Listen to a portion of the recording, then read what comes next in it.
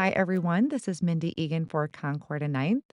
I'm introducing to you the Bursting Backgrounds Turnabout Stencil Pack. This is a two stencil pack with two different designs, and it is a turnabout, so it works similar to the turnabout stamps. We have one design that's kind of like this party design, and then the other design has more florals to it. I'll show you how these work a little later on in the video, but they create some really fun designs, whether you want to go more whimsical or more on the party side. Now, you can either do these in multiple colors for different colors, or you can do them on just a tone on tone look. So, this happens to be kind of that party stencil on watermelon cardstock in watermelon ink. And then I have another one with the floral design on juniper cardstock in juniper ink. So, you can go more subtle with the tone on tone. You could do maybe just one or two turns. You don't have to go all four. And then here is a card or a background I did in the four turns, four different colors using that floral pattern. And this is the one that we are going to recreate today. Now, the way this was designed, you would use a 6x6 piece of white cardstock, which is the same size as your stencil. So you could just kind of tape the edges of your stencil to your cardstock to be able to do that. Or if you have a sticky mat, you can use a sticky mat. And then all you would need to do is turn your stencil if you're doing all one color. But if you are changing colors, you're going to need to clean your stencil in between.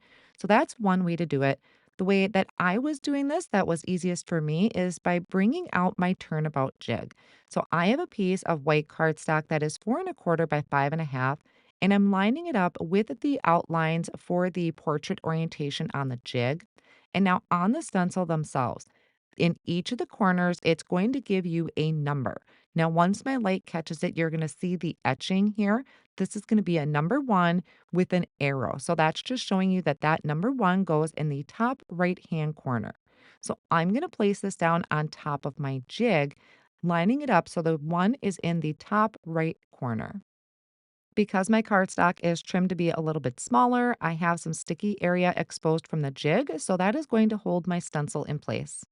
The first color I'm going to use for my first layer is watermelon ink. I'm going to grab a small blending brush and I'm just going to ink blend over all of those open areas of the stencil. So this is going to work very similar to a turnabout stamp.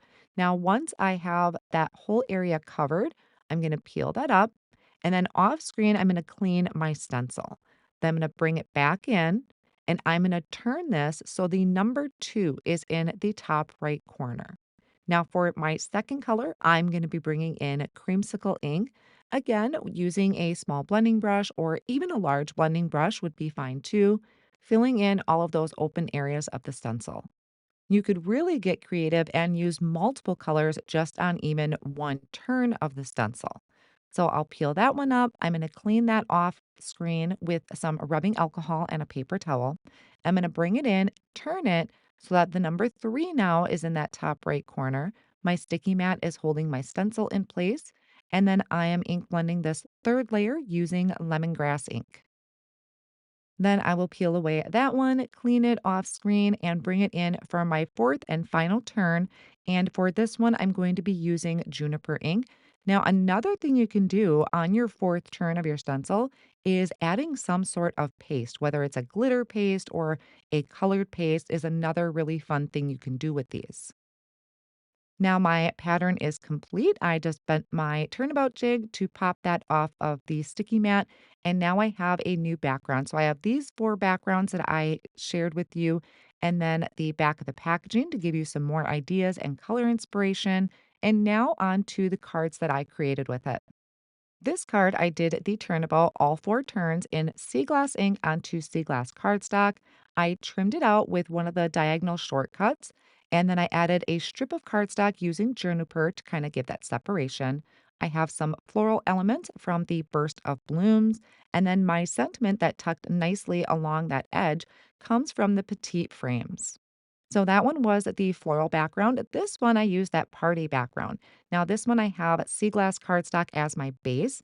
And then the colors I used for this background is the watermelon, creamsicle, lemongrass. And then my fourth layer is the slippery when wet astro paste from Simon Hurley. My sentiment in the middle, the hooray, is from the Burst of Cheer die set. And that one makes such a fun and festive background for birthday cards.